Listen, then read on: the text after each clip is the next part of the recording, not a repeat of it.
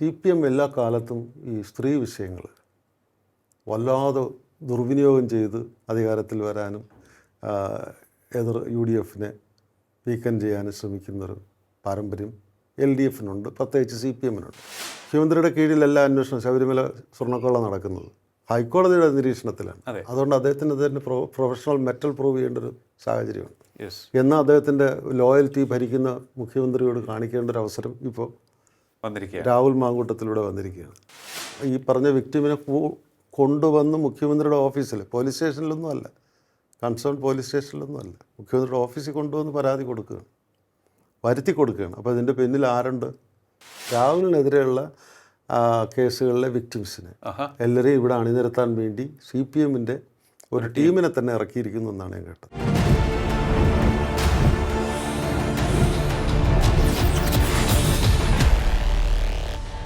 നമസ്കാരം, ടോക്കിംഗ് പോയിന്റിലേക്ക് സ്വാഗതം. രാഹുൽ മാങ്കൂട്ടത്തിൽ വിഷയം വീണ്ടും ഉയർന്നു വന്നിരിക്കുകയാണ്. ഇത് വലിയൊരു കോലാഹലം സൃഷ്ടിച്ചിരിക്കുകയാണ്. ഇതുവരെയും കണ്ടുകിട്ടാത്തതിനാൽ ലുക്കൌട്ട് നോട്ടീസും പോലീസ് പുറപ്പെടുവിച്ചിരിക്കുകയാണ്. എന്നാൽ സസ്പെൻഷൻ രാജിക്ക് തുല്യമാണ് എന്നും ഈയൊരു വിഷയത്തിലൂടെ ശബരിമല വിഷയം മൂടിവെക്കാമെന്ന് ആരും കരുതേണ്ടതില്ല എന്നും K. മുരളീധരൻ പറഞ്ഞിരിക്കുകയാണ്. കൃത്യമായി ഇതൊരു നിരീക്ഷണമായി കാണാൻ സാധിക്കുമോ? ഏതായാലും നമുക്ക് പരിശോധിക്കാം. രാഹുൽ മാങ്കൂട്ടത്തിൽ വിഷയം എത്രത്തോളം കോൺഗ്രസിനെ ക്ഷീണിപ്പിച്ചിട്ടുണ്ട്, ഏത് തരത്തിൽ അവർക്ക് ഇതിനെ അതിജീവിച്ച് മുന്നോട്ട് പോകാൻ സാധിക്കും. നമ്മോടൊപ്പം ചേരുകയാണ് മുതിർന്ന മാധ്യമപ്രവർത്തകൻ ശ്രീ L. അജിത്ത്. നമസ്കാരം, ടോക്കിംഗ് പോയിന്റിലേക്ക് സ്വാഗതം. കഴിഞ്ഞ ഇതെനിക്ക് തോന്നുന്നു ഒരു ഖണ്ഡമായി ഇങ്ങനെ പുറത്തു വന്നുകൊണ്ടിരിക്കുകയാണ് രാഹുൽ മാങ്കൂട്ടത്തിൽ വിഷയം. ആദ്യം വന്നപ്പോൾ അത് വലിയ തിരിച്ചടിയായി. ഒരു സാധാരണ ഒരു നിരീക്ഷണം വെച്ച് നോക്കുകയാണ് എന്നുണ്ടെങ്കിൽ കോൺഗ്രസ് കുറേയേറെ തിരിച്ചടികൾക്ക് ശേഷം ശക്തമായി ഒരു ഫൈറ്റിംഗ് ഫോഴ്സായി വന്നുകൊണ്ടിരുന്നപ്പോഴാണ് ഈ വിഷയം വരുന്നത്. രാഹുൽ മാങ്കൂട്ടത്തിൻ്റെ വിഷയം ആദ്യം ഉയർന്നു വരുന്നത്. അതിനുശേഷം അത് മേക്കപ്പ് ചെയ്ത് വരുന്നു എന്ന് തോന്നുന്നു, വീണ്ടും വരികയാണ്. ഇപ്പോൾ രാഹുൽ മാങ്കൂട്ടത്തിൽ ടെൻഷനിലാണെന്നാണ് എനിക്ക് തോന്നുന്നത്.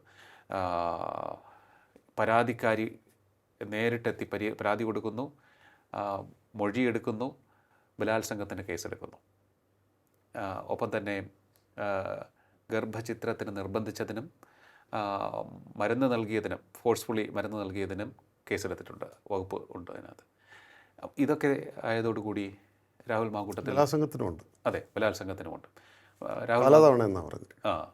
ഇത് പക്ഷേ കോൺഗ്രസിന് വല്ലാതെ അങ്ങ് ക്ഷീണമായി മാറിപ്പോകുന്ന ഒരു സംഭവമായി മാറിയിരിക്കുകയല്ലേ? തീർച്ചയായിട്ടും ലിയോ പറഞ്ഞതുപോലെ കോൺഗ്രസ് ഒരു തിരിച്ചുവരവിൻ്റെ ഒരു പാതയിലേക്ക് BJPക്കെതിരെ, കേന്ദ്ര BJPക്കെതിരെയും സംസ്ഥാനത്ത് CPM നേതൃത്വം നൽകുന്ന LDFനെതിരെയും രാപകലെന്നില്ലാതെ അധ്വാനിച്ച് ബിൽഡ് ചെയ്ത് കൊണ്ടുവന്ന ഒരു പ്രതീക്ഷയോടുകൂടി ഇപ്പോൾ നമ്മുടെ പഞ്ചായത്ത് തിരഞ്ഞെടുപ്പും അസംബ്ലി തിരഞ്ഞെടുപ്പും വരുന്ന ഒരു സാഹചര്യത്തിലേക്ക് തിരിച്ച് വരവിലേക്ക് വേണ്ടിയുള്ള എല്ലാ ശ്രമങ്ങളും അവർ പല രീതിയിൽ എല്ലാ നേതാക്കന്മാരും ഈ രാഹുൽ മാങ്കൂട്ടത്തിൽ ഉൾപ്പെടെ പ്രവർത്തിക്കുകയായിരുന്നു. പക്ഷേ ഇങ്ങനെ ഒരു പ്രശ്നമുള്ളപ്പോൾ അയാൾ MLA ആകാൻ വേണ്ടി പാലക്കാട് പോയി മത്സരിക്കുമ്പോഴെങ്കിലും ഇതൊക്കെ സെറ്റിൽ ചെയ്യണമായിരുന്നു. അപ്പോഴുപോലും നേതാക്കന്മാർക്കാർക്കും അറിയില്ല. ഒരു ജനകീയ നേതാവായിട്ട് വരുന്ന ഒരാൾക്ക് ഇങ്ങനെ ഒരു ബ്ലെമിഷ്ഡ് ആയിട്ടുള്ളൊരു ബാക്ക്ഗ്രൗണ്ട് ഉണ്ടെങ്കിൽ അയാളത് സെറ്റിൽ ചെയ്യണമായിരുന്നു, നേതാക്കന്മാരോട് പറയണമായിരുന്നു. അത് ചെയ്യാതെ ഇപ്പോഴത്തെ ഈ ഒരു ലുക്കൗട്ട് നോട്ടീസ് പുറപ്പെടുവിച്ച ഒരു രീതിയിലേക്ക് ഒരു പൊതുപ്രവർത്തകൻ ചെല്ലുക എന്ന് പറയുമ്പോൾ കൃത്യമായും കോൺഗ്രസിനൊരു സെറ്റ് ബാക്കാണ്. കോൺഗ്രസിന് UDFലും ഇപ്പോൾ വരുന്ന 2 തെരഞ്ഞെടുപ്പുകളും, ലോക്കൽ ബോഡി ഇലക്ഷനിലാണെങ്കിലും അസംബ്ലി ഇലക്ഷനിലാണെങ്കിലും ഇതൊരു എപ്പോഴും വിവാദമായിരിക്കും. പക്ഷേ നമ്മളിത് പൊതുവെ ഹിസ്റ്ററി എടുത്താൽ കേരളത്തിലെ തന്നെ രാഷ്ട്രീയ പ്രവർത്തകരുടെ ഇത്തരത്തിലുള്ള ചോദനകൾ, ലൈംഗിക ചോദനകളുടെ എക്സ്പ്രഷൻസ് അത് കോൺഗ്രസ്സിലെ രാഹുൽ മാങ്കൂട്ടത്തിൽ മാത്രമല്ല, CPMലുണ്ട്, BJPയിലുണ്ട്. പക്ഷേ എനിക്ക് തോന്നുന്നു എല്ലാ സംഘടനകളൊക്കെ തന്നെ എപ്പോഴും വലിയ ആയുധമായിട്ടുള്ളത് UDFനെതിരെയാണ് അല്ലേ? അത് നല്ലൊരു ചോദ്യമാണ്. അത് നമ്മുടെ ലിയോയുടെ പ്രേക്ഷകർ മനസ്സിലാക്കേണ്ട കാര്യം കൂടെയാണ്. സത്യമായിട്ട് പറഞ്ഞാൽ CPM എല്ലാ കാലത്തും ഈ സ്ത്രീ വിഷയങ്ങൾ വല്ലാതെ ദുർവിനിയോഗം ചെയ്ത് അധികാരത്തിൽ വരാനും എതിർ UDFനെ വീക്കൻ ചെയ്യാനും ശ്രമിക്കുന്നൊരു പാരമ്പര്യം LDFനുണ്ട്, പ്രത്യേകിച്ച് CPMനുണ്ട്. നമ്മൾ CPMൻ്റെ ആളുകളുടെ ഗൂഗിൾ ചെയ്താൽ അറിയാം, CPM നേതാക്കൾ ഇൻവോൾവ് ചെയ്തിട്ടുള്ള ഇത്തരം അതിക്രമങ്ങൾ എടുത്തു കഴിഞ്ഞാൽ നമ്പർ അസംഖ്യം സംഭവങ്ങൾ കിട്ടും. പിന്നെ ഇതൊന്നും കോൺഗ്രസ്സുകാർ ഇതൊരു വൃത്തികെട്ടൊരു ഇതാണ്, ഒരു സംഭവം എന്ന് പറയുന്ന രീതിയിൽ വൃത്തികെട്ട ഇതാണ്, ഇതിനെ രാഷ്ട്രീയമായിട്ടോ സാമൂഹികമായിട്ടോ നമ്മുടെ അന്തരീക്ഷം മലീമസമാക്കരുത് എന്നുള്ള ഒരു മര്യാദ അവർക്കുണ്ട്. പക്ഷേ നമ്മുടെ ആളുകൾക്ക് അത് CPMകാർക്ക് അതില്ല എന്നുള്ളതാണ് ഞാൻ പറയാൻ ഉദ്ദേശിക്കുന്നത്. അവരുടെ ആളുകൾ ഇത്തരം കാര്യങ്ങളിൽ എത്ര പേര് ഇൻവോൾവ് ആയിട്ടുള്ള എത്ര കേസുകൾ നമ്മൾ റിപ്പോർട്ട് ചെയ്തിട്ട് മാധ്യമങ്ങൾ ഈ കോൺഗ്രസ്സുകാർ ഞാൻ ഈ പറഞ്ഞ പോലെ അവരിതെടുത്ത് ഇതും എടുത്ത് ഇതാണ് നമുക്കൊരു ബാറ്റൺ കിട്ടി നമുക്കിതും കൊണ്ട് കയറാം എന്ന് പറഞ്ഞവർ ഉപയോഗിച്ചിട്ടുണ്ടോ? ഇല്ല. നമ്മൾ മാധ്യമങ്ങൾ താല്പര്യങ്ങൾ കൊണ്ട് വാർത്തയുടെ പ്രാധാന്യം കൊണ്ട് നമ്മളത് ചെയ്യാറുണ്ട്.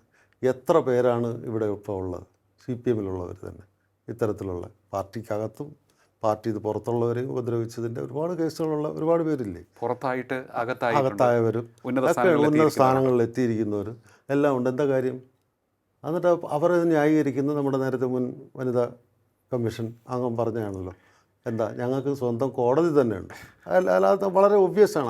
അവരുടെ ആളുകൾ ഇത്തരം കാര്യങ്ങൾ പ്രതിയായിട്ട് വരുമ്പോൾ അവർ പറയും പാർട്ടി അന്വേഷിക്കുന്നു. പിന്നെ തീവ്രത കുറഞ്ഞ പീഡനം എന്ന് പോലും പരാമർശം ഉണ്ടായിട്ടുണ്ട്. അത് PK ശശിയുടെ കാര്യത്തിൽ ഈ തീവ്രത എങ്ങനെ, അതിന് പ്രത്യേകിച്ചൊരു മെഷറിങ് റോഡുണ്ടോ, അങ്ങനെ സ്കെയിൽ ഉണ്ടോ, അങ്ങനെ ഒരു സ്കെയിലുണ്ടോ?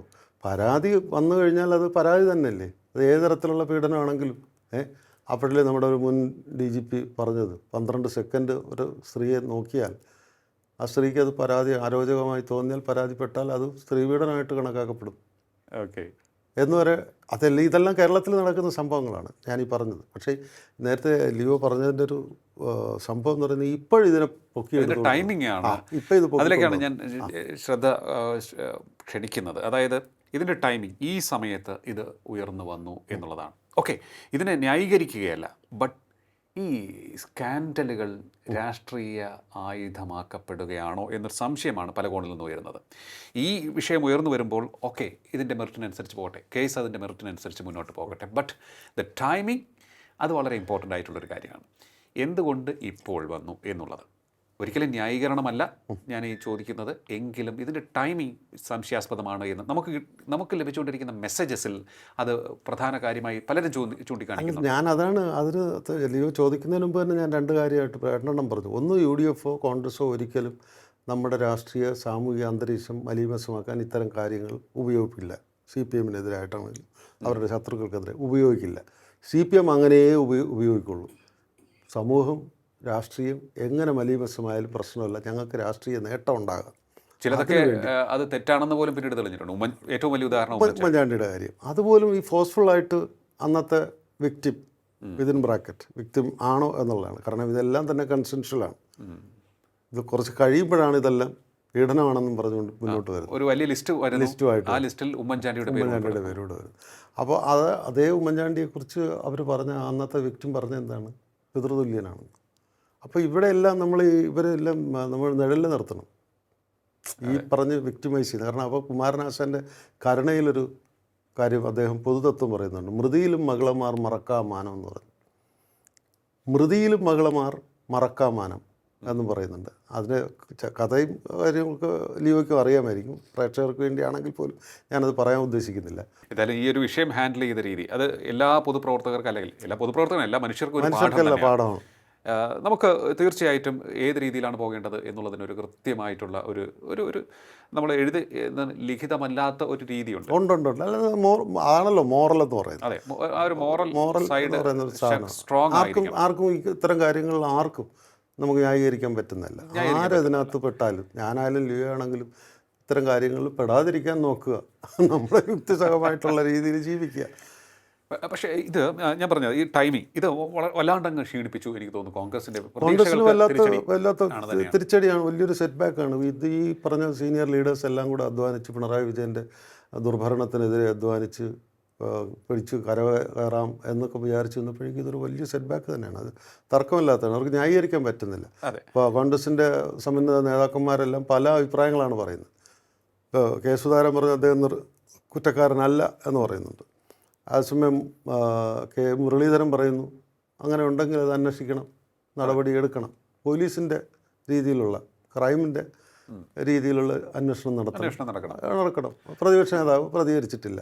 ശരിക്കും കെ മുരളീധരൻ്റെ പ്രസ്താവന വളരെ പ്രസക്തമായിട്ടാണ് എനിക്ക് തോന്നിയിട്ടുള്ളത്. അതായത് ഇത് അദ്ദേഹം കൃത്യമായിട്ട് തന്നെയാണ് ഒരു അസ്ത്രമായി ചെയ്തിരിക്കുന്നത്. ആ ഒരു വളരെ സീസൺഡ് ആയിട്ടുള്ള പൊളിറ്റീഷ്യനാണ്. അതെ, അതെ. കൃത്യമായിട്ട് എന്ത് പറയണം, എപ്പോൾ പറയണം എന്ന് അദ്ദേഹത്തിന് അറിയാം. അതെ. ഓക്കെ, അന്വേഷണം നടക്കട്ടെ. പക്ഷേ അത് പറഞ്ഞിട്ട് മറ്റൊരു കാര്യം കൂടി അദ്ദേഹം പറഞ്ഞിട്ടുണ്ട്. ഇത് മറ്റെന്തൊക്കെയോ മറയ്ക്കാൻ വേണ്ടി കൊണ്ടുവന്ന ഒരു കാര്യമാണ്. ആണല്ലോ. ഇപ്പോൾ നമ്മൾ ശബരിമല സ്വർണ്ണക്കൊള്ളയിൽ സമുന്നത നേതാക്കന്മാരല്ലേ CPM എല്ലാവരും ഇൻവോൾവ് അല്ലേ. ഇനിയും കാണാൻ മറയത്ത് നിൽക്കുന്ന എത്ര പേരാണ് മൊഴികളിൽ പുറത്തു വരാൻ പോകുന്നത്. അതിൻ്റെ വേറൊരു സംഭവം കൂടെ ഉണ്ട് ലിയോ. ഈ വെങ്കടേഷ് എന്ന് പറയുന്ന IPS കാരൻ, സീനിയർ IPS കാരൻ, ADGP, അദ്ദേഹമാണ് ശബരിമല ഇതിന് അന്വേഷണത്തിന് ഹൈക്കോടതി നിയോഗിച്ചിരിക്കുന്ന ഓഫീസർ. അദ്ദേഹമാണ് ക്രൈംബ്രാഞ്ചിൻ്റെ DGP, ക്രൈംബ്രാഞ്ച് ADGP. അദ്ദേഹത്തിനാണ് മുഖ്യമന്ത്രി കേസ് അന്വേഷിക്കാൻ കൊടുത്തിരിക്കുന്നത്. അപ്പോൾ അദ്ദേഹത്തിന് വേറൊരു പ്രശ്നമുണ്ട്. അദ്ദേഹത്തിനൊരു ചാലഞ്ചിങ് അല്ലേ. മുഖ്യമന്ത്രിയുടെ കീഴിലല്ല അന്വേഷണം ശബരിമല സ്വർണ്ണക്കൊള്ള നടക്കുന്നത്, ഹൈക്കോടതിയുടെ നിരീക്ഷണത്തിലാണ്. അതുകൊണ്ട് അദ്ദേഹത്തിന് അതിൻ്റെ പ്രൊഫഷണൽ മെറ്റൽ പ്രൂവ് ചെയ്യേണ്ട ഒരു സാഹചര്യമുണ്ട്. എന്നാൽ അദ്ദേഹത്തിൻ്റെ ലോയൽറ്റി ഭരിക്കുന്ന മുഖ്യമന്ത്രിയോട് കാണിക്കേണ്ട ഒരു അവസരം ഇപ്പോൾ രാഹുൽ മാങ്കൂട്ടത്തിലൂടെ വന്നിരിക്കുകയാണ്. പക്ഷേ അദ്ദേഹത്തിന് നിഷ്പക്ഷമായി തന്നെ അന്വേഷിക്കും എന്നാണ് നമ്മൾ കരുതുന്നത്. അങ്ങനെ ഒരു മുഖ്യമന്ത്രി പറഞ്ഞതുകൊണ്ട് ഒരു ചെറുപ്പക്കാരനെ ഒരു ഇരയുള്ളത് കൊണ്ട് നമുക്കത് ഉപയോഗിച്ച് കളയാം എന്നൊന്നുമല്ല. ശിക്ഷിക്കപ്പെടണം ശരിക്കും തെറ്റ് ചെയ്തിട്ടുണ്ടെങ്കിൽ. പക്ഷേ ഇതെല്ലാം തന്നെ നേരത്തെ പറഞ്ഞ പോലെ കൺസെൻഷ്വൽ ആണ് എന്നുള്ളതാണ് കോടതി പലപ്പോഴും നിരീക്ഷിച്ചിട്ടുള്ളത്. ഇത്തരം ഈ വിക്ടിംസ് വന്നിങ്ങനെ പറയുമ്പോൾ ഈ കാലതാമസം വരുന്നുണ്ട്. അതിനുശേഷം ഇതിൽ അക്യൂസ്ഡ് ആകുന്ന ആളുടെ സാമൂഹികമായിട്ടുള്ള പ്രസക്തി കൂടി വരുന്നുണ്ട്. അങ്ങനെ ഉള്ളപ്പോഴാണ് ഈ വിക്ടിംസ് പലപ്പോഴും വന്ന് ഈ സഹതാപം ചോദിക്കുന്നത് കോടതിയുടെ മുന്നിൽ. അവിടെയാണ് ഇവരെല്ലാം വിതിൻ ബ്രാക്കറ്റ് ക്വസ്റ്റ്യൻ ആകുന്നത്. Okay, yes. ഈ പരസ്പര സമ്മതത്തോടെയുള്ള ആ ഒരു സാഹചര്യം, അത്തരത്തിലുള്ള ബന്ധങ്ങളൊക്കെ തന്നെ പിന്നീട് വിവാദമാകുന്നു. അല്ലെങ്കിൽ ഒരാൾ മറ്റൊരാൾക്കെതിരെ പ്രയോഗിക്കുകയാണ്, നിയമപരമായ നീക്കത്തിന് വേണ്ടി പോലും ഉപയോഗിക്കുകയാണ്. അപ്പോൾ അത് ഇപ്പോൾ ഏത് സാഹചര്യം നോക്കുകയാണെങ്കിൽ തന്നെയും രാഹുൽ മാങ്കൂട്ടത്തിൽ എനിക്ക് തോന്നുന്നു വല്ലാണ്ടങ്ങ് ഡിഫെൻസീവ് ആയിട്ടുണ്ടാകണം. അതാണ് അദ്ദേഹം സ്ഥലം പോയത്. അല്ല, ഗെറ്റിംഗ് അറസ്റ്റഡ് എന്നൊക്കെ പറഞ്ഞാൽ ഏത് മനുഷ്യനും അതൊരു സ്വാഭാവികമായ ഒരു ഇതല്ലേ. അപ്പോൾ അത് നമ്മുടേതായ ഒരു ഡിഫൻസ് മെക്കാനിസം ഉണ്ട്, മാറി നിൽക്കുക എന്നുള്ളത്. അതിനിടയ്ക്ക് മുൻകൂർ ജാമ്യത്തിന് അദ്ദേഹം അപേക്ഷിച്ചിട്ടുണ്ടാവും ഇപ്പം തന്നെ ബൈ ദ ടൈം. അപ്പോൾ കോടതികളെല്ലാം അതിൻ്റെ ഇതിൽ കാണും. ഇനി ഇതിനകത്ത് വേറൊരു സംഭവമുണ്ട്. നമ്മുടെ IPCയിൽ ഈ മോഡി സർക്കാർ കഴിഞ്ഞ 11 വർഷത്തിനിടയിൽ അല്ലെ 10 വർഷം ആകുന്നതിന് മുമ്പ്, ഈ 3-ാം തവണ വരുന്നതിന് മുമ്പ് അവർ അവസാന കാലഘട്ടത്തിൽ IPCയിൽ ഒരു ചെറിയ ചേഞ്ച് കൊണ്ടുവന്നിട്ടുണ്ട്. അത് 397-ഉം 497-ഉം. 397 എന്ന് പറയുന്ന സ്വവർഗരതി കുറ്റമല്ല എന്ന് പറഞ്ഞിട്ടുണ്ട്.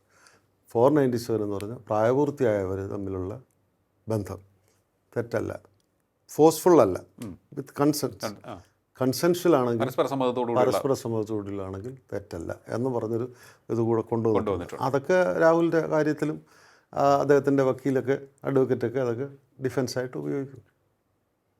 പക്ഷേ ഇപ്പോൾ പരാതി കൊടുത്തിരിക്കുന്നത് ഫോഴ്സ്ഫുള്ളിയാണ്. അപ്പോൾ അതുകൊണ്ടാണ് ഈ ബലാത്സംഗത്തിൻ്റെ കേസ്. അതാണ് അവിടെയാണ് പ്രശ്നം വരുന്നത്. ഈ ഫോഴ്സ്ഫുള്ളി എന്ന് പറഞ്ഞാൽ നേരെ മുഖ്യമന്ത്രിയുടെ ഓഫീസിൽ വന്ന്, അപ്പോൾ ആര് ജയിച്ചു എന്നുള്ളതാണ് ചോദ്യം. ഇപ്പോൾ കോൺഗ്രസ്സുകാർ പറയുന്നത് എന്താണ്, പൊതുസമൂഹം ചിന്തിക്കുന്നത് എന്താണ്, ഇതുവരെ നേരത്തെ വന്ന ആ ടെലിഫോൺ റെക്കോർഡും പരാതിക്കാരിയുടെ വോയിസും ഒക്കെ നമ്മളെല്ലാവരും റിപ്പോർട്ട് ചെയ്തതാണ്.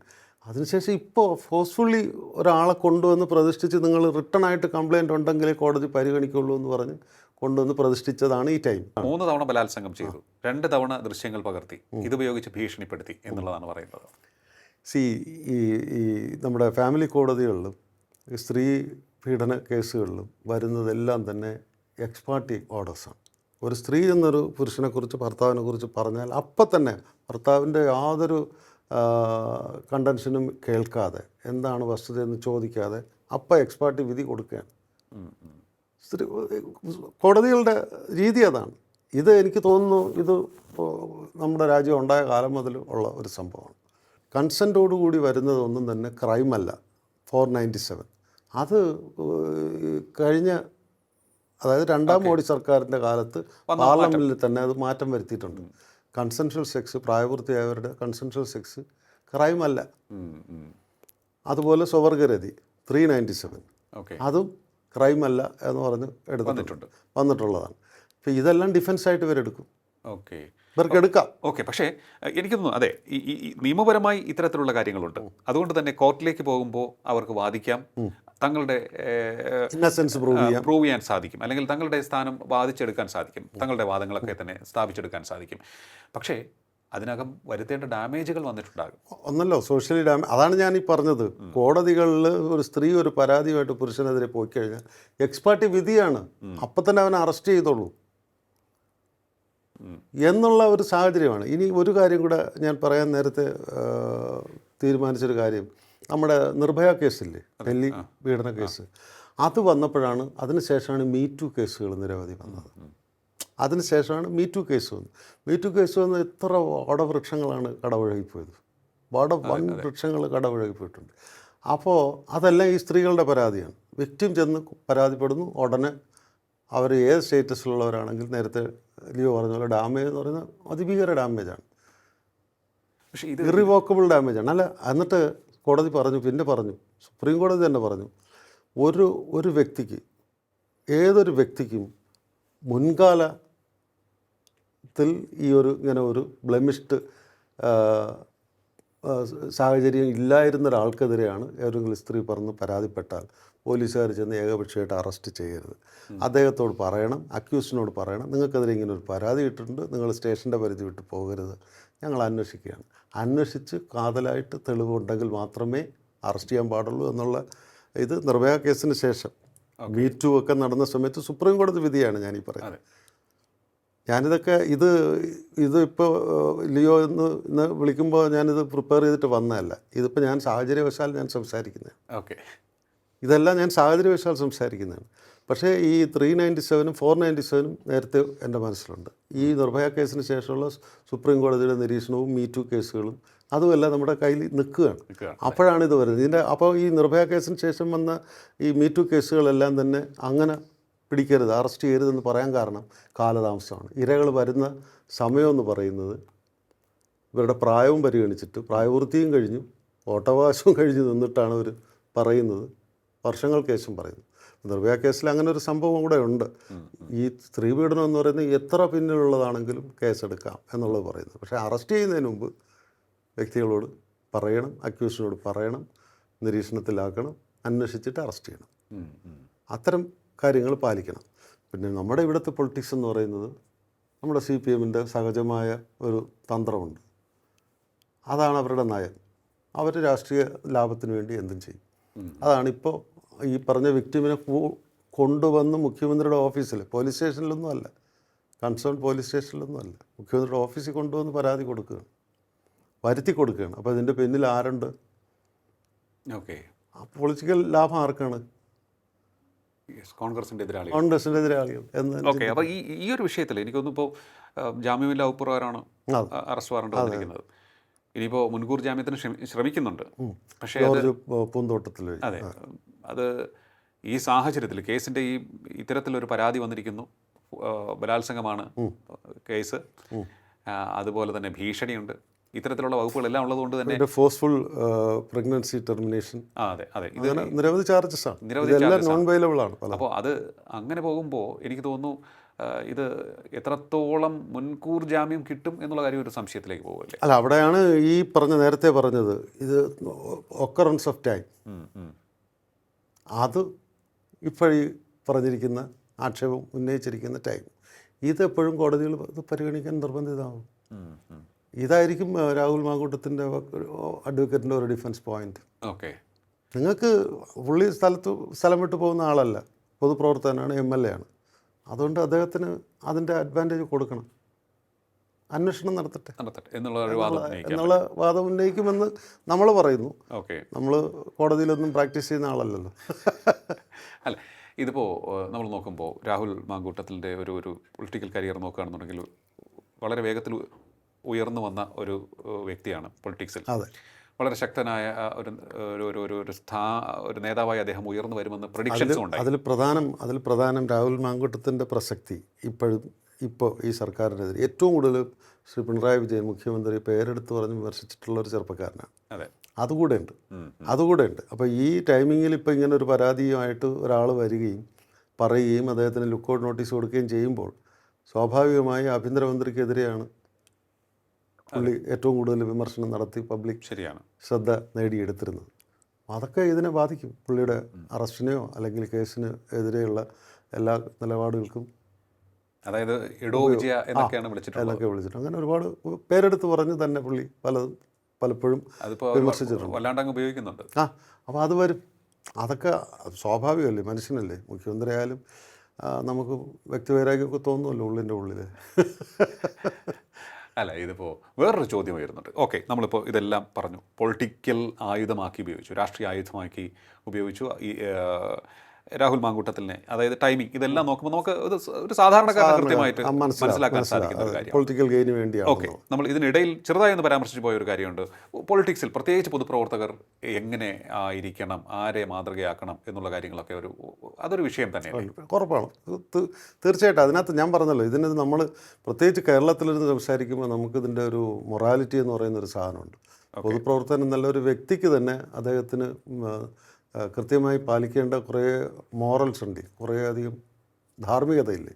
ഇത് പറയുമ്പോൾ നമ്മൾ മറക്കാൻ പാടില്ലാത്തത് 64-ൽ പി.ടി. ചാക്കോ എന്ന തകർപ്പൻ മന്ത്രി എന്ന് പറഞ്ഞാൽ അത് അദ്ദേഹത്തിനെ കുറിച്ച് വേറെന്നറിയാമോ? നമ്മുടെ കോൺസ്റ്റിറ്റ്യൂഷൻ ഡ്രാഫ്റ്റിംഗ് കമ്മിറ്റിയുടെ കൗൺസിൽ അംഗമായിരുന്നു. അതുകൂടെ മനസ്സിലാക്കണം. സ്റ്റാൾവാർട്ടാണ്. കേരളത്തിൽ നിന്നുള്ള ഇത്രയധികം കോൺസ്റ്റിറ്റ്യൂഷണൽ സെൻസുള്ള ഒരാൾ, അംബേദ്കറിൻ്റെ കൂടെ ഇവിടെ നിന്ന് കേരളത്തിൽ നിന്നും കോൺഗ്രസിനെ പ്രതിനിധീകരിച്ച് പോയ കൗൺസിൽ അംഗമാണ്. കോൺസ്റ്റിറ്റ്യൂഷൻ ഡ്രാഫ്റ്റിംഗ് കമ്മിറ്റിയിലെ കൗൺസിൽ അംഗമായിരുന്നു. അദ്ദേഹം മുഖ്യമന്ത്രി സ്ഥാനാർത്ഥിയായിരുന്നു, പ്രതിപക്ഷ നേതാവായിരുന്നു. മുഖ്യമന്ത്രി ആകുന്നതിന് മുമ്പ് അന്നത്തെ കോൺഗ്രസിനകത്തുള്ള ഇപ്പോഴത്തെ വിതിൻ ബ്രാക്കറ്റ് കമ്മ്യൂണൽ ഫോഴ്സസുകളെല്ലാം അദ്ദേഹത്തിനെതിരെ ഇതുപോലൊരു സ്ത്രീ വിഷയം ഉണ്ടാക്കി അദ്ദേഹത്തെ 64 അദ്ദേഹത്തിന്റെ കാറിൽ ഒരു സ്ത്രീ ഉണ്ടായിരുന്നു. അത് വിവാദമാക്കി അദ്ദേഹത്തെ രാജിവെപ്പിച്ചു. അത് അവിടെയാണ് കാറിൽ ഒരു യുവതി ഉണ്ടായിരുന്നു എന്നുള്ള ഒരൊറ്റ കാരണത്താൽ അദ്ദേഹത്തിന് രാജിവെക്കേണ്ടി വന്നു. അല്ല, അതിൻ്റെ പ്രസക്തി എന്താണെന്നറിയും? കേരളമായതുകൊണ്ടാണ്. കേരളത്തിൽ ഈ ധാർമ്മികതയ്ക്ക് പൊതുപ്രവർത്തകർക്ക് ഒരുപാട് നിഷ്ഠകളുണ്ട്, ഒരുപാട് അബ്സ്റ്റിനേഷൻസ് ഉണ്ട്, പലയിടത്തുനിന്നും മാറി നിൽക്കേണ്ട സാഹചര്യങ്ങളുണ്ട്. അപ്പോൾ അതവർ തീരുമാനിക്കണം, പൊതുപ്രവർത്തകർ തീരുമാനിക്കണം, പൊതുപ്രവർത്തകർ എല്ലാ വ്യക്തിയും തീരുമാനിക്കണം. അതെ, അതിനുശേഷം ഒരുപാട് പേർക്ക് അനുഭവങ്ങൾ ഇപ്പോൾ ഈ പി.ടി. ചാക്കോയുടെ കൂടെ ഒരു സ്ത്രീ കാറിലുണ്ടായിരുന്നു. നമ്മുടെ കൂടെ എത്രയോ പെണ്ണുങ്ങൾ പഠിച്ചിട്ടുണ്ട്. നമ്മളൊരു ലിഫ്റ്റ് കൊടുക്കേണ്ടി വന്നാൽ അതെല്ലാം ഈ പറഞ്ഞ സാഹചര്യത്തിലാണ് എന്ന് പറഞ്ഞാൽ എങ്ങനെ വിമർശിച്ചാൽ എങ്ങനെ ഇരിക്കും? അങ്ങനെ ഒരു സംഭവം നമ്മുടെ ഇവിടെ ഉണ്ടായിരുന്നു. എവിടെ? മംഗലപുരത്ത് ലിയോയുടെ വീട്ടിൻ്റെ പരിസരത്ത് ഒരു കോൺഗ്രസ് നേതാവ് പാർട്ടി പ്രവർത്തകയായിട്ട് പോയപ്പോൾ CPM തന്നെ വഴിയിൽ വെച്ച് തടഞ്ഞ് അദ്ദേഹത്തിനെതിരെ കേസെടുത്തു. ആ ലേഡി എന്ന് പറയുന്നത് എനിക്ക് തോന്നുന്നു ഏതോ അധ്യാപികയോ മറ്റോ ആയിരുന്നു. അവരുടെ തൊഴിലിനെയൊക്കെ ബാധിച്ചു, സാമൂഹികമായിട്ടുള്ള പ്രശ്നം. അത് പക്ഷേ കേസ് അന്വേഷണം വന്നു, കോടതിയുടെ നിരീക്ഷണത്തിൽ കാര്യങ്ങൾ നടത്തിയപ്പോൾ അങ്ങനെ 2 പേര് സ്ത്രീയും പുരുഷനും പോയ ഉടനെ ഇതിനെല്ലാം വ്യഭിചാരത്തിന് കൊണ്ടുപോകുന്നതാണെന്നൊക്കെ വ്യാഖ്യാനിക്കുന്നത് എങ്ങനെയാണെന്നുള്ള കോടതിയുടെ നിരീക്ഷണം വന്നത്. ഞാൻ പറഞ്ഞത് ഇത് കേരളത്തിൻ്റെ ഒരു പ്രസക്തി അതാണ്. ഒരു പൊതുപ്രവർത്തകന് പാലിക്കപ്പെടേണ്ട ഒരുപാട് കാര്യങ്ങളുണ്ട്, നിയന്ത്രണങ്ങൾ പാലിക്കപ്പെടണം, സ്വയം നിയന്ത്രിതമായിട്ട് ജീവിക്കണം എന്ന് പറയുന്ന ഒരു കാര്യമാണ്. പിന്നെ ഇതെല്ലാം നമ്മുടെ കോടതി വിധികളെ ആശ്രയിച്ചിരിക്കും, കോടതിയുടെ ഫൈൻഡിങ്സിനെ ആശ്രയിച്ചിരിക്കും. അത് നമ്മൾ നോക്കുകയാണെങ്കിൽ പി.ടി. ചാക്കോയിൽ തുടങ്ങി കുറേയേറെ സമയങ്ങളിൽ ഈ രാഷ്ട്രീയ നേതാക്കളൊക്കെ തന്നെ ഇത്തരത്തിലുള്ള ആരോപണങ്ങൾക്ക് വിധേയരാകുകയും കുറേയേറെ പേർ രാജിവെക്കുകയും ചെയ്തിട്ടുണ്ട്. സുരേഷ് സാറിൻ്റെ കാര്യം നമ്മൾ എത്ര വർഷം റിപ്പോർട്ട് ചെയ്തിരുന്നു, സൂര്യനെല്ലി കേസ് എന്ന് പറഞ്ഞിട്ട് എത്ര വർഷം നമ്മൾ റിപ്പോർട്ട് ചെയ്തിരുന്നു. അപ്പോൾ അത് കുര്യൻ സാറ് അല്ല യഥാർത്ഥത്തിൽ പ്രതി എന്നുള്ളത് കോൺഗ്രസ്സുകാർക്ക് പോലും അറിയാം. കോൺഗ്രസിൻ്റെ അന്നത്തെ മുഖ്യമന്ത്രിമാർക്ക്, ഈ അടുത്ത കാലത്തുണ്ടായിരുന്ന മുഖ്യമന്ത്രിമാർക്ക് എല്ലാവർക്കും അറിയാമായിരുന്നു. ഉറപ്പാണ് കുര്യൻ സാർ അല്ല എന്നുള്ളത്. പക്ഷെ കുര്യൻ സാറിൻ്റെ നമ്മൾ പറയില്ല ഒരാളെപ്പോലെ 7 പേരുണ്ടെന്ന്. കുര്യൻ സാറിനെ റിസംബിൾ ചെയ്യുന്ന വേറൊരാൾ അവിടെ ഉണ്ടെന്നാണ് എൻ്റെ വ്യക്തമായ ഉറപ്പായ അറിവാണ്. പക്ഷെ അതൊരു സിനിമാ കഥ പോലെയില്ലേ? സിനിമാറ്റിക്കാണ്. അയാൾ ഇപ്പോഴും ജീവിച്ചിരിപ്പുണ്ട്. നമ്മളെ മാധ്യമങ്ങൾ ആരും അത് റിപ്പോർട്ട് ചെയ്തിട്ടില്ല. പക്ഷേ അദ്ദേഹത്തെ പോലെ സീനിയർ ആയിട്ടുള്ള ആളിനെ അങ്ങനെ അങ്ങ് കരുവാക്കാൻ പറ്റുമോ? കോൺഗ്രസിൻ്റെ ഒരു പ്രത്യേകതയാണത്. കോൺഗ്രസ്സിൽ നേരത്തെ പി.ടി. ചാക്കോയുടെ കാര്യം പറഞ്ഞതുപോലെ കോൺഗ്രസ്സിന് എപ്പോഴും ഇങ്ങനൊരു പ്രശ്നമുണ്ട്. എനിക്ക് പകരം ലിയോയ്ക്ക് പകരം ആര് എന്നും പറഞ്ഞിങ്ങനെ നിങ്ങൾക്ക് മത്സരിക്കുന്ന കുറേ സംഭവങ്ങളുണ്ട്. ആ രീതിയിൽ കുര്യൻ സാറിനെ അംഗീകരിക്കാത്ത മുഖ്യമന്ത്രിമാരും പാർട്ടി നേതാക്കന്മാരും KPCC പ്രസിഡന്റുമാരും ഉണ്ടായിരുന്നു. അങ്ങനെയാണ് കുര്യൻ സാറിന് ഈ കേസിൽ പിടിവെട്ടുന്നത്. എന്നാൽ നമ്മൾ മാധ്യമപ്രവർത്തകർ ആരും തന്നെ ഈ പറഞ്ഞ ഈ റിസംബ്ലൻസ് ഉള്ള ആളെ അവരനെ കണ്ടുപിടിക്കാനോ ഉണ്ടെന്നറിയുന്ന ഞാനുൾപ്പെടെയുള്ള മാധ്യമപ്രവർത്തകർ ഇപ്പം കണ്ടുപിടിച്ച് റിപ്പോർട്ട് ചെയ്തിട്ടില്ല. ഓക്കെ, ഇത് പറഞ്ഞപ്പോഴാണ് രാഹുൽ മാങ്കൂട്ടത്തിൽ വിഷയത്തിലും അത്തരത്തിലുള്ള കുറേയേറെ കാര്യങ്ങൾ വരുന്നുണ്ട്. ഓക്കെ, ഈ ഒരു വിഷയത്തിൽ പരാതിക്കാരി മുന്നോട്ട് വന്നിട്ടുണ്ട്, കുറേയേറെ മുന്നോട്ട് കൊണ്ടുവന്നിട്ടുണ്ട്. സംഭാഷണങ്ങളൊക്കെ പുറത്തു വന്നിട്ടുണ്ട്, ശബ്ദ ചിത്രങ്ങളൊക്കെ തന്നെ പുറത്തു വന്നിട്ടുണ്ട്. ചാനലുകൾ അല്ലെങ്കിൽ ചില ചാനലുകൾ വളരെ മത്സരബുദ്ധിയോടുകൂടി തന്നെ ഈ വിഷയത്തിൽ സമീപിച്ചു എന്നുള്ള പരാതി പോലും ഉയർന്നിട്ടുണ്ട്. അപ്പോൾ ഒരു സംഘടിത നീക്കം നടന്നുവെന്ന് പറയുന്നുണ്ട്. അപ്പോൾ ചില കോണിലെങ്കിലും പൊതുവിൽ വന്നിട്ടുള്ളത് ഇത് CPM ഒരുക്കിയ തന്ത്രമാണ്, ആ ഒരു വലയിൽ വീഴുകയായിരുന്നു രാഹുൽ മാങ്കൂട്ടത്തിൽ, അല്ലെങ്കിൽ രാഹുൽ മാങ്കൂട്ടത്തിൻ്റെ പഴയകാല വിഷയങ്ങൾ ചികഞ്ഞെടുത്ത് കൃത്യമായി ഉപയോഗിക്കുകയാണ്. ഓക്കെ, പക്ഷേ വേറൊരു സംശയവും വരുന്നുണ്ട്. കോൺഗ്രസിനുള്ളിൽ നിന്ന് തന്നെ രാഹുലിനെ കുതുകാൽ വെട്ടുകയായിരുന്നു എന്നുള്ളതാണ്. ഈ കൃത്യമായിട്ട് ഇതെല്ലാം തന്നെ എടുത്തു കൊടുത്തത് കോൺഗ്രസിനുള്ളിൽ നിന്നാണ് എന്നാണ് പറയുന്നത്. അല്ല, ഞാനിപ്പോൾ പറഞ്ഞു നിർത്തിയത് അതല്ലേ, കോൺഗ്രസിനകത്ത് എപ്പോഴും അങ്ങനെ ഒരു സംഭവമുണ്ട്. ഞാൻ മറ്റൊരാൾക്ക് പകരം എനിക്ക് ആയിക്കൂടെ എന്നുള്ള അങ്ങനെ ഒരു ബലാബല പരീക്ഷണം എല്ലാ കാലത്തും നടന്നിട്ടുണ്ട്. അന്ന് PT ചാക്കോയുടെ കാര്യം ലിയോ പറയുമ്പോൾ അന്ന് ആർശങ്കറാണ് പകരം മുഖ്യമന്ത്രിയായത്, PT ചാക്കോയ്ക്ക് പകരം. അപ്പം അങ്ങനെ ഉള്ള ഒരു സംഭവം ഉണ്ട്. ഇത് ഇത് ലിയോ പറഞ്ഞത് അല്ലല്ല, ഇവിടെ ശങ്കർ മിനിസ്ട്രിയിൽ മന്ത്രിയായിരുന്നു. ആ മിനിസ്ട്രിക്ക് തന്നെ അദ്ദേഹത്തിന് രാജിവെക്കേണ്ടി പിന്നീട് വലിയ അതിനുശേഷം പിന്നീട് വലിയ പൊളിറ്റിക്കൽ നീക്കങ്ങൾ നടക്കുകയും പിന്നീട് ശങ്കറിന് തന്നെ വലിയ സെറ്റ് ബാക്കുകൾ ഉണ്ടാവുകയും ചെയ്തു. ഇവിടെ ഇപ്പോൾ ലിയോ പറഞ്ഞത് സംശയിക്കേണ്ട കാര്യമില്ല. കോൺഗ്രസിനകത്ത് രാഹുൽ മാങ്കൂട്ടത്തിൻ്റെ സ്പീഡി ആയിട്ടുള്ള ഒരു എലവേഷൻ വന്നിട്ടുണ്ട്. അതിനെ മറ്റു പലരെയും സീനിയേഴ്സിനെ പോലും ഓവർലുക്ക് ചെയ്തിട്ടാണ് വന്നത്.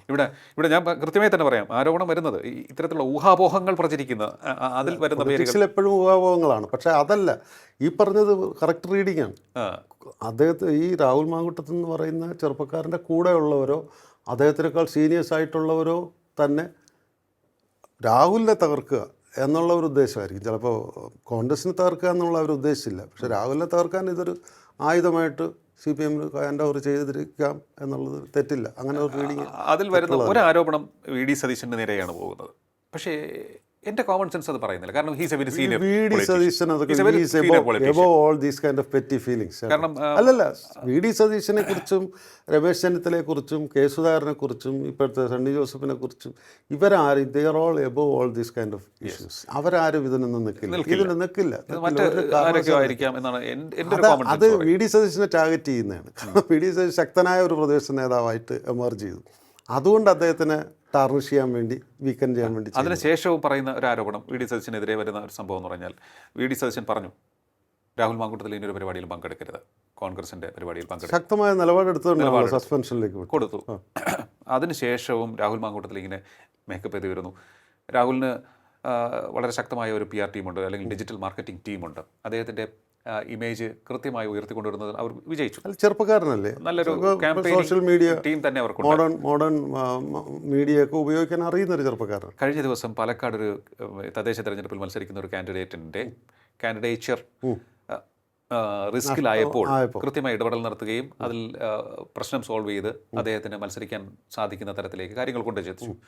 അവിടെ ഈ കാൻഡിഡേറ്റ് തന്നെ പറഞ്ഞത്, വേറെ ആരും എന്നെ വന്ന് കണ്ടില്ല, സഹായിച്ചില്ല, രാഹുൽ മാങ്കൂട്ടത്തിൽ മാത്രമാണ് സഹായിച്ചത്. അപ്പോൾ അവിടെയും ഡിജിറ്റൽ ബുദ്ധി പ്രയോഗിക്കുകയും വളരെ ശക്തമായ രീതിയിൽ അത് ഒരു ക്യാമ്പയിനാക്കി മാറ്റുകയും രാഹുലിന് ഒരു ഹീറോ പരിവേഷം കിട്ടുകയും ചെയ്തു.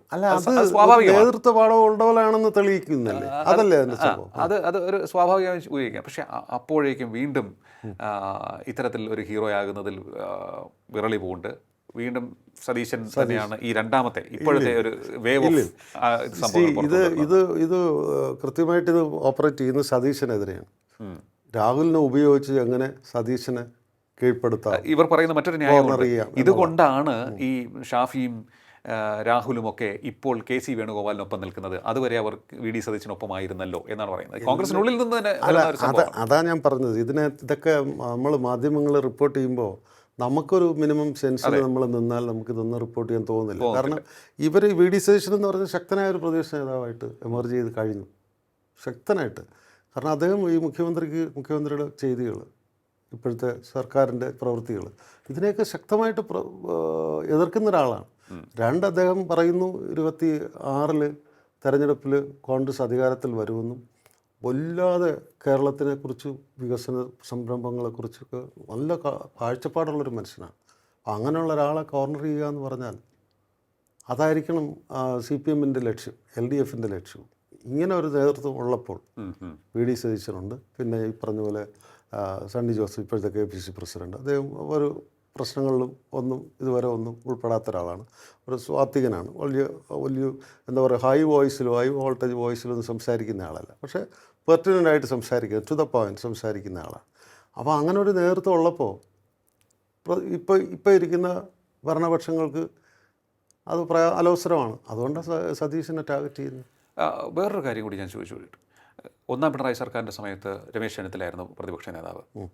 അദ്ദേഹം കൊണ്ടുവന്നത് ഒട്ടേറെ ആരോപണങ്ങളാണ്. അതെല്ലാം പ്രൂവ് ചെയ്തു കൊണ്ടുവന്ന, പിന്നെ അതൊക്കെ തന്നെ പലതും തിരിച്ച് പിന്നോട്ട് പോകേണ്ടി വന്നിട്ടുണ്ട് സർക്കാരിന്. അപ്പോൾ എനിക്ക് പോലും സംശയം തോന്നിയിട്ടുണ്ട്, ഈ കോൺഗ്രസ്സുകാർ എന്തുകൊണ്ട് ഇതൊരു ശക്തമായ ആയുധമാക്കുന്നില്ല? ഓരോ സമയവും അദ്ദേഹം വരുന്നു, പ്രസ് മീറ്റ് നടത്തുന്നു, പറയുന്നു, അതിനപ്പുറത്തേക്കൊന്നും ഇല്ല. നേരെ മറിച്ചത് CPM-ൻ്റെ കയ്യിലായിരുന്നു ഇത്തരത്തിലുള്ള ആയുധങ്ങൾ കിട്ടിയതെങ്കിൽ അവർ ഇളക്കി മറിച്ചതിനെ സംസ്ഥാനം. നമ്മുടെ നാട് മൊത്തം കുട്ടിച്ചോ. ഞാൻ അങ്ങനെ പറയുന്നില്ല, ഇത് ഒരു യുദ്ധക്കളമാക്കുകയല്ല, പക്ഷേ ജനങ്ങളിലേക്ക് ഈ വിഷയം എത്തുവാൻ കോൺഗ്രസ് പൂർണ്ണമായും ഒരു മെഷീനറി പോലെ പ്രവർത്തിച്ചില്ല. ഒരു ഏക എന്താണ് ഒരു ഹാർമോണിയസ് ആയിട്ടുള്ള രീതിയിൽ, എന്ന് വെച്ചാൽ ഫുള്ളി കോർഡിനേറ്റഡ് ആയിട്ടുള്ള രീതിയിലുള്ളൊരു മെഷീനറിയായി അവർ വർക്ക് ചെയ്തില്ല. അവിടെയും അങ്ങോട്ടും ഇങ്ങോട്ടും ഒരു എനിക്കും ആ പരാതി ഉണ്ടായിരുന്നു. അല്ലല്ല, രമേശ് ചെന്നിത്തല അങ്ങനെ ആളാകണ്ട എന്നുള്ളതല്ല. അദ്ദേഹം കൊണ്ടുവന്ന് ലിയോ പറഞ്ഞതുപോലെ വളരെ കഴമ്പുള്ള കാര്യങ്ങളാണ് എല്ലാം. ശക്തമായി അദ്ദേഹം കോടതിയിൽ കൃത്യമായിട്ടുള്ള പിന്നോക്കം പോകേണ്ടി വന്നു പല നയങ്ങളിലും, പല കാര്യങ്ങളും രേഖകൾ പിടിച്ചെടുത്തു. അല്ല, വരണമല്ലോ, അതാണല്ലോ, അതൊരു നേതൃത്വം നിൽക്കുന്ന ഒരാൾക്ക് അത് കഴിയണം. അപ്പോൾ അത് പുള്ളി പ്രൂവ് ചെയ്തു. പുള്ളി as A opposition leader proved his metal. അപ്പോൾ അങ്ങനെയുള്ളൊരു സാഹചര്യം ഉണ്ടായിരുന്നു. പക്ഷേ ഇതിൻ്റെ പ്രശ്നം കോൺഗ്രസ് എപ്പോഴും നമ്മൾ പറയില്ല, ആൾക്കൂട്ടത്തിൻ്റെ പാർട്ടിയാണ്, മറ്റത് കേഡർ പാർട്ടിയാണ്. CPM-ഉം BJP എന്നൊക്കെ പറയുന്നത് കേഡർ പാർട്ടിയാണ്. അവർക്ക് തിരിച്ച് ചോദ്യം ചോദിക്കാൻ പറ്റില്ല. കോൺഗ്രസ്സിൽ അങ്ങനെയല്ല. അല്ല, ഞങ്ങൾക്ക് ചോദിക്കാം, ഞങ്ങൾക്ക് സ്വതന്ത്രമായിട്ട് അഭിപ്രായമുണ്ട്. പക്ഷേ മുൻപ് അഭിപ്രായ വ്യത്യാസമുണ്ടായിരുന്നു. പക്ഷേ ഈ അഭിപ്രായ വ്യത്യാസങ്ങൾ ഉന്നയിക്കുന്നതിന് അവർക്കൊരു ഒരു രീതി ഉണ്ടായിരുന്നു. AI ഗ്രൂപ്പുകൾ ഉണ്ടായിരുന്നു. അവർ പലപ്പോഴും ശരിക്കും ആ ഒരു സർക്കിളിനുള്ളിൽ നിന്നുകൊണ്ട് അവർ ചെയ്തിരുന്നു. പക്ഷേ ഇപ്പോൾ ആ ഗ്രൂപ്പ് പോയതോടുകൂടി ഈ ഒരുപാട് ഗ്രൂപ്പുകളായി. അത് ലിയോയുടെ നിരീക്ഷണം കറക്റ്റാണ്. അതിന് കാരണം ഞാൻ പറയാം. ഇത് മുമ്പും വേറൊരു സാഹചര്യത്തിൽ മറ്റൊരു ചാനലിൽ ഞാനിത് പറയേണ്ടത്. അതായത് ഈ KPCC കോൺഗ്രസ്സുകാരുടെ പ്രവർത്തന മേഖല എവിടെയാണ്? അതാത് നാട്ടിലെ അവർ കോൺഗ്രസ്സുകാർ പ്രവർത്തിക്കില്ല. അവർ KPCC ഓഫീസും പ്രതിപക്ഷ നേതാവും കോൺഗ്രസ് ലീഡേഴ്സും എവിടെയാണോ സെറ്റിൽ ചെയ്തിരിക്കുന്നത് അവരുടെ പരിസരത്താണ് നടക്കുന്നത്. അപ്പോൾ ഞാനത് പറയാൻ വന്നതിന് വേറൊരു കാരണം കൂടെ ഉണ്ട്. ഒരാൾ മുഖ്യമന്ത്രി ആകുന്നവരെ 18 വർഷം പാർട്ടി സെക്രട്ടറി ആയിരുന്ന ഒരു സാഹചര്യവും നമ്മൾ കാണുന്നു. അദ്ദേഹം പാർട്ടി സെക്രട്ടറി സ്ഥാനത്ത് നിന്ന് മുഖ്യമന്ത്രി ആയി കഴിഞ്ഞിട്ട് പാർട്ടി സെക്രട്ടറിയേക്കാൾ കൂടുതൽ, പാർട്ടി ജനറൽ സെക്രട്ടറിയേക്കാൾ കൂടുതൽ പാർട്ടിയിൽ അധികാരം കൈയാളുന്നു, സംസ്ഥാനത്തിൻ്റെ അധികാരവും കൈയാളുന്നു. ഈ സാഹചര്യത്തിൽ കോൺഗ്രസ്സിൽ അവിടെ ആ സമയം കൊണ്ട് 5 or 6 KPCC പ്രസിഡന്റ്മാരുണ്ടായി. എത്ര KPCC പ്രസിഡന്റുമാരുണ്ട്? അപ്പോൾ ഇവരെല്ലാം അപ്പീസ് ചെയ്യാൻ വേണ്ടിയാണ് ഈ ലോക്കൽ നേതാക്കന്മാർ, പ്രവർത്തകർ, താഴെത്തട്ടിലുള്ളവർ കറങ്ങി നടക്കുന്നത്. അതാണ് നിങ്ങൾ പറഞ്ഞ ഗ്രൂപ്പുകൾ എത്ര ഉണ്ടായെന്ന് ചോദിക്കുന്നത്. ഈ ഓരോരുത്തരെ അപ്പീസ് ചെയ്യാൻ വേണ്ടി വരും. ഇതിന് മുമ്പുണ്ടായിരുന്ന കെ സുധാകരനെ അപ്പീസ് ചെയ്യാൻ വേണ്ടി വന്ന കുറച്ച് പേരുണ്ട്. ഇപ്പോൾ സണ്ണി ജോസഫിനെ കണ്ടിട്ട് പോലും ഇല്ലാത്തവരാണ്. പക്ഷേ സണ്ണി ജോസഫ് അസംബ്ലിയിൽ വന്നിട്ട് 17-19 വർഷമായി. അപ്പോഴൊന്നും അദ്ദേഹത്തെ ചുറ്റിപ്പറ്റി ഇങ്ങനെ ആരുമില്ലായിരുന്നു. പക്ഷേ ഇപ്പോൾ അദ്ദേഹത്തിൻ്റെ പിന്നാലെ കുറേ പേര് കാണും. നാളെ സണ്ണി ജോസഫ് മാറി മറ്റാരെങ്കിലും വരുമ്പോൾ അയാളെ അപ്പീസ് ചെയ്യാൻ വേണ്ടി വരും. അപ്പോൾ ഇതെല്ലാം ഓരോ ഗ്രൂപ്പുകളായിട്ട് വ്യാഖ്യാനിക്കപ്പെടുന്നു. അതാണ് അതിൻ്റെ ഒരു കാരണം. പക്ഷേ അത് യഥാർത്ഥത്തിൽ ഈ കെ സുധാകരൻ യഥാർത്ഥത്തിൽ പറഞ്ഞല്ലോ, നമ്മളൊരു കേഡർ സമ്പ്രദായത്തിലേക്ക് കൊണ്ടുപോകുമെന്ന് പറഞ്ഞു. പക്ഷേ പുള്ളിക്ക് അതിന് ഒന്നും സാധിച്ചതുമില്ല. പുള്ളി അതിനുവേണ്ടി ആഗ്രഹിച്ചിട്ടുണ്ടായിരുന്നു. പക്ഷേ അതിനുവേണ്ടി ഒന്നും കോർഡിനേഷനൊന്നും കിട്ടിയിട്ടില്ല. കാരണം എല്ലാവരും നേതാക്കന്മാരാണ്. അദ്ദേഹം ഒരു ഫൈറ്ററാണ്, അത് സത്യമാണ്. കണ്ണൂരിൽ നിന്ന് വരുന്ന ആളാണ്. കണ്ണൂരിൽ മുട്ടി നിന്ന ആളാണ്. അപ്പോൾ അദ്ദേഹത്തിന് അതിൻ്റെതായ ഒരു തലപ്പൊക്കമുണ്ട്. പക്ഷേ അത് കൃത്യമായി വിനിയോഗിക്കുന്നതിൽ അല്ല, അവിടെയാണ് ഞാൻ പറഞ്ഞത് എല്ലാവരും നേതാക്കന്മാരാണ്. എന്ത് ചെയ്യും? മറ്റേതല്ല, മറ്റേതിനകത്ത് ഈ എന്താ അയൺ റോഡല്ലേ, CPM-നകത്തെന്ന് പറയുന്നത് അയൺ റോഡാണ്. പാർട്ടി അതാണ് സെക്രട്ടറി ഈ സമാനമായിട്ടുള്ള കേസുകളിൽ പരാതി വന്നു, കോടതിയിൽ പോലും വന്നിട്ട് പലരും MLA സ്ഥാനം പോലും രാജിവെക്കാതെ തുടരുന്നു, വീണ്ടും മത്സരിക്കുന്നു. വീണ്ടും മത്സരിച്ച് ജയിപ്പിച്ചു, പാർട്ടിയിൽ വലിയ സമുന്നത നേതാക്കന്മാരാകുന്നു. നേതാക്കന്മാരാകുന്നു. അവർക്കൊന്നുമില്ല. എന്നിട്ട് പൊതുസമൂഹം എപ്പോഴും റെപ്രസെൻ്റ് ചെയ്യുന്ന ആര് വഴിയാണ്? മാധ്യമപ്രവർത്തകർ. നമ്മൾ ചോദ്യം ചോദിച്ചാൽ ഞങ്ങൾ പാർട്ടി അന്വേഷിക്കുന്നുണ്ട്. അതെ, പാർട്ടി അന്വേഷിക്കും, പാർട്ടിക്ക് കോടതിയുണ്ട്, പാർട്ടി തീരുമാനിക്കും. പാർട്ടി തീരുമാനം എന്താണ്? ഈ ബ്ലെമിഷ്ഡായിട്ട് ഇത്രയും അക്യൂസ്ഡ് ആയിട്ടുള്ള ഒരാൾ വിത്ത് ബ്ലേറ്റൻറ്റ് റെക്കോർഡ്സ്, എവിഡൻസ്, അയാളെ നമ്മളെല്ലാം ചലഞ്ച് ചെയ്യാൻ പറ്റാത്ത രീതിയിൽ മുകളിൽ ഉന്നത സ്ഥാനീയനാകും. ഓക്കെ. ഇത് വേറൊരു കാര്യമുണ്ട്. ഈ CPM-ന് ഒരു കഴിവുണ്ടെന്നാണ് പറയുന്നത്. ഈ പല നിരീക്ഷകരും ചൂണ്ടിക്കാണിക്കുന്ന പോയിന്റ്സ് ഞാൻ പറയാം. ഏതെങ്കിലും തരത്തിൽ അവർ തീർത്തും പ്രതിരോധത്തിലായിക്കൊണ്ടിരിക്കുന്ന സമയത്ത് മറ്റെന്തെങ്കിലും ഒരു വിഷയം ഉയർന്നു വരും. അതിന് പിന്നിൽ അവരാണ് ഉയർത്തിക്കൊണ്ടുവരുന്നതാണ് എന്നാണ് ഈ നിരീക്ഷണം. ഇപ്പോൾ ഈ ശബരിമല വിഷയമാണെങ്കിൽ തന്നെയും ഒപ്പം തന്നെ ഈ സ്ഥാനാർത്ഥിത്വത്തിൻ്റെ പേരിൽ എതിരാളികളെ ഭീഷണിപ്പെടുത്തി പിൻവലിപ്പിക്കുക, എതിരില്ലാതെ തിരഞ്ഞെടുക്കുക. കണ്ണൂരിൽ 14 എതിരില്ലാത്ത അവസ്ഥയുള്ളത്. തിരഞ്ഞെടുക്കപ്പെട്ടു ഞാൻ പറയുന്നില്ല, എതിരില്ലാത്ത അവസ്ഥയുള്ളത്. മത്സരിക്കാൻ ആരുമില്ല, എതിരിടാൻ ആരുമില്ല. അപ്പോൾ ഇത്തരത്തിലുള്ള സാഹചര്യം അതും വാർത്തയായിക്കൊണ്ടിരിക്കുന്നു. അപ്പോൾ വീണ്ടും രാഹുൽ മാങ്കൂട്ടത്തിലിനെ കൊണ്ടുവന്നിരിക്കുന്നു. അപ്പോൾ ഇതിൻ്റെ ടൈമിംഗ് അത് നമ്മൾ നേരത്തെ പറഞ്ഞു. ഒപ്പം തന്നെ ഇതെല്ലാം മറയ്ക്കാൻ വേണ്ടിയാണ് even R Sreelekha, retired IPS officer, അവർ ഒരു പോസ്റ്റ് ഇട്ടു എന്നാണ് കേൾക്കുന്നത്. എനിക്കിപ്പോൾ അറിയാൻ കഴിയുന്നത്, നമ്മുടെ പ്രൊഡക്ഷൻ റൂമിൽ നിന്ന് അറിയാൻ കഴിയുന്നത്, അവരൊരു പോസ്റ്റ് ഇട്ടു. ഏതാനും മണിക്കൂറുകൾക്ക് മുൻപ് ഒരു പോസ്റ്റ് ഇട്ടു. അതായത് ഇപ്പോൾ ഇത്തരത്തിൽ, അതായത് നമ്മൾ ഈ പറഞ്ഞ 2 പോയിന്റും അതിലുണ്ട് എന്നാണ് പറയുന്നത്. അതായത് ഈ മുഖ്യമന്ത്രിക്ക് നേരിട്ട് പരാതി കൊടുക്കുന്നത് എന്തുകൊണ്ട്, അങ്ങനെ ഒരു പരാതി കൊടുത്തതിലൂടെ വീണ്ടും എന്താണ് ഉദ്ദേശിക്കുന്നത്? ശബരിമല വിഷയം കൊണ്ടുപോകാൻ വേണ്ടിയാണോ? ഈ ശബരിമല സ്വർണ്ണക്കൊള്ള മുക്കിക്കളയാൻ വേണ്ടിയാണോ എന്നുള്ള ഒരു സംഭവം ആ പരാമർശമുണ്ട്. ഒപ്പം തന്നെ ഇതുവരെ എവിടെയായിരുന്നു പരാതിക്കാരി എന്നുള്ളതും ചോദിച്ചു. അല്ല, അതാണ് നമ്മൾ ആദ്യമേ പറഞ്ഞു. ഈ പരാതിക്കാരുടെ ഡിലേ ഉണ്ടല്ലോ, പോസ്റ്റ് പിൻവലിച്ചു. കാരണം ഇത് പൊളിറ്റിക്കലി ഒരു ആയുധമാകാൻ സാധ്യത. അല്ല, ഈ പരാതിക്കാരുടെ ഡിലേ ഉണ്ടല്ലോ, ഈ ഡിലേ കൺട്രോൾ ചെയ്യാൻ കോടതി തീരുമാനിക്കുമെന്ന് എനിക്ക് തോന്നുന്നില്ല. അതാണ് ഞാൻ ഡൽഹി നമ്മുടെ നിർഭയ കേസ് മുതൽ ഇന്ന് വരെയുള്ള രാഹുൽ മാങ്കൂട്ടത്തിൻ്റെ കേസ് വരെ ഞാനീ പറഞ്ഞത്. ഈ സുപ്രീം കോടതി പോലും ഇപ്പോൾ ഈ വിക്ടിംസ് ആയിട്ട് വരുന്നവർ എന്തുകൊണ്ട് so long period of delay എന്നുള്ളതായിരുന്നു. ആ ഡിലേ കൺട്രോൾ ചെയ്യാൻ ഇത് സിവിൽ കേസൊന്നുമല്ല. R Sreelekha, retired IPS officer, അവരുടെ പുതിയ പോസ്റ്റ് വന്നിട്ടുണ്ട്. അതിനുശേഷം ഞാൻ ഇപ്പോഴും എപ്പോഴും അതിജീവിതയ്ക്കൊപ്പം മാത്രം. ഇത്രനാൾ അവൾ എന്തുകൊണ്ട് പരാതി നൽകിയില്ല, ഇത്രനാൾ എന്തുകൊണ്ട് കേസെടുത്തില്ല എന്ന ദുഃഖം മാത്രം. ഇപ്പോൾ എന്തിന് നേരിട്ട് മുഖ്യമന്ത്രിക്ക് പരാതി നൽകിയെന്ന ആശങ്ക മാത്രം. പ്രതിക്ക് ഫോണും ഓഫാക്കി മുങ്ങാനുള്ള മുൻകൂർ ജാമ്യാപേക്ഷ നേടാനുള്ള അവസരത്തിനാണോ, അതോ ശബരിമലയിൽ സ്വർണ്ണക്കൊള്ളയിൽ വമ്പന്മാരായ കൂടുതൽ പേരെ അറസ്റ്റ് ചെയ്യാതിരിക്കുവാനോ? ഞാനൊരമ്മയാണ്, മുൻ പോലീസ് ഉദ്യോഗസ്ഥയാണ്. ഇരകളെ സംരക്ഷിക്കുക എന്നതിൽ കാലതാമസമോ വീഴ്ചയോ വരാൻ പാടില്ല എന്ന് ദൃഢമായി വിശ്വസിക്കുന്നു. ഇയാൾ പീഡിപ്പിച്ച മറ്റ് യുവതികളും ഉടൻ തന്നെ പരാതി നൽകുമെന്നും പ്രതീക്ഷിക്കുന്നു. അപ്പോൾ ഇത് രാഹുൽ മാങ്കൂട്ടത്തിനെതിരെയുള്ള ഒരു ആരോപണം എന്ന് പറയുന്നത് ഇത് ഇദ്ദേഹത്തിൻ്റെ ഒരു ബിസിനസ്സാണ് എന്നുള്ളതാണ്. അതായത് ഒരാളല്ല ഇര, ഒട്ടേറെ പേരെ അദ്ദേഹം ഉപയോഗിച്ചിട്ടുണ്ട് ലൈംഗികമായി എന്ന ഒരു പരാതിയുണ്ട്, ആരോപണമുണ്ട്. അപ്പോൾ ഇത്തരത്തിലുള്ള ക്യാരക്ടേഴ്സ് ഉള്ളവർക്കൊക്കെ ഇതൊരു പാഠമാണ്. അദ്ദേഹത്തിൻ്റെ രാഷ്ട്രീയ ഭാവി എന്തായാലും ഇനി അങ്ങോട്ട് വളരെ ചലഞ്ചിങ് ആയിരിക്കും. ഉറപ്പായിട്ടും ഇനി അദ്ദേഹത്തെ പോലൊരാളെ എവിടെയെങ്കിലും ഫീൽഡ് ചെയ്ത് മത്സരിപ്പിക്കാൻ കോൺഗ്രസിന് മോറൽ സൈഡ് ഒരു വിഷയം ചെയ്യാൻ പറ്റില്ല. കാരണം ഈ നേതാക്കന്മാരെല്ലാം തന്നെ അവസരമായിപ്പോ ന്യായീകരിക്കാൻ എന്ത് പറഞ്ഞ് ന്യായീകരിക്കും. കാരണം ഇരയ്ക്കൊപ്പം നമ്മൾ നിൽക്കുക എന്നുള്ളതാണ് നമ്മുടെ ഒരു സംസ്കാര രീതി. അപ്പോൾ അവിടെ നമുക്ക് രാഹുലിനെ ന്യായീകരിക്കാൻ സാധിക്കില്ല. പക്ഷേ ഇതിൻ്റെ എടുത്തു പറഞ്ഞത് ടൈമിംഗ് ആണ്, കാലതാമസമാണ് പരാതിയുടേത്. കോൺഗ്രസിനുണ്ടാക്കിയ ഡാമേജാണ്. ഒപ്പം തന്നെ ഇതിന് പിന്നിൽ ഗൂഢാലോചനയുണ്ട് എന്ന ഒരു സംശയം നിലനിൽക്കുന്നു ഒക്കെയാണ് എന്തായാലും പറഞ്ഞു വയ്ക്കുന്നത്.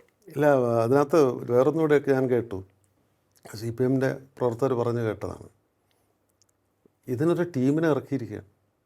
ഇങ്ങനെയുള്ള അഗ്രീവ്ഡ് ആയിട്ടുള്ള വിക്ടിംസിനെ ഇവിടെ കൊണ്ടുവന്ന് പ്രസന്റ് ചെയ്ത് പരാതിപ്പെടുത്താൻ. ഈ പർട്ടിക്കുലർ കേസ് മാത്രമാണോ അതോ എല്ലാവരെയും പഠിച്ച്? അല്ല, ഈ രാഹുലിനെതിരെയുള്ള കേസുകളിലെ വിക്ടിംസിനെ എല്ലാവരെയും ഇവിടെ അണിനിരത്താൻ വേണ്ടി CPM-ൻ്റെ ഒരു ടീമിനെ തന്നെ ഇറക്കിയിരിക്കുന്നു എന്നാണ് ഞാൻ കേട്ടത്. കാരണം അവർക്ക് അതിന് സാധിക്കും. അവർ നേതാക്കൾ പറഞ്ഞാൽ ചെയ്യുന്ന അണികളുണ്ട് അവർക്ക്. ഉണ്ട്. അവർക്ക് ഒരു ടീമുകളുണ്ട്, പ്രൊഫഷണൽ ടീമുകളുണ്ട്. അത് വളരെ ഒബ്വിയസ് അല്ലെങ്കിലും ശ്രീലേഖ IPSൻ്റെ പോസ്റ്റിൽ അത് വ്യക്തമാകുന്നുണ്ട്.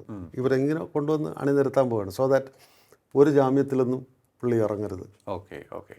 ഒന്നിലിറങ്ങിയാൽ അടുത്തതിലേക്ക് ക്ലബ് ചെയ്യും. അതിനു വേണ്ടിയുള്ളൊരു സംഭവം. അപ്പോൾ അത് നീളുമെന്ന് പറഞ്ഞാൽ അസംബ്ലി തെരഞ്ഞെടുപ്പ് വരെ ഇത് നീളും. ഈ കഥ തുടരും. യെസ്.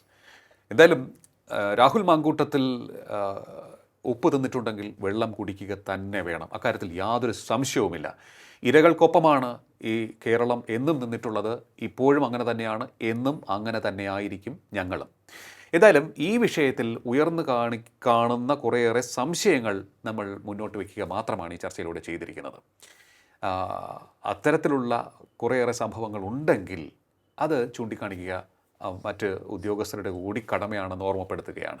ഏതായാലും നിയമ സംവിധാനമൊക്കെ തന്നെ പറഞ്ഞിട്ടുണ്ട്, ഇത്തരത്തിൽ ഉള്ള പരാതികൾക്ക് ടൈമിംഗ് വളരെ പ്രധാനപ്പെട്ടതാണ് എന്ന്. ഏതായാലും ഈ കേസ് വരുന്ന ആളുകളിൽ ഏത് തരത്തിലേക്ക് പോകും എന്നുള്ള കാര്യത്തിൽ നമുക്ക് ഇപ്പോൾ തന്നെ ഒരു ഏറെക്കുറെ ഒരു ഊഹിക്കാൻ സാധിക്കുന്ന തരത്തിലേക്ക് പോയിട്ടുണ്ട്. ഇനിയും പരാതി വരാനുള്ള സാധ്യതയുണ്ട് എന്നാണ് നമുക്കറിയാൻ കഴിയുന്നത്. എന്തായാലും വേഗത്തിൽ ജാമ്യം ലഭിച്ച് പുറത്തിറങ്ങാനുള്ള സാധ്യത കുറവാണ് രാഹുലിന്. പക്ഷേ രാഹുലൻ മോശക്കാരനല്ല, അദ്ദേഹത്തിന് നല്ല ടീമുകളുണ്ട് എന്നാണ് അറിയാൻ കഴിയുന്നത്. നിയമവിദഗ്ധരുടെ സഹായം അദ്ദേഹത്തിനും തേടാവുന്നതാണ്. നിയമത്തിൻ്റെ വഴിക്ക് പോകട്ടെ, പക്ഷേ പൊളിറ്റിക്സ് ശുദ്ധീകരിക്കപ്പെടണം.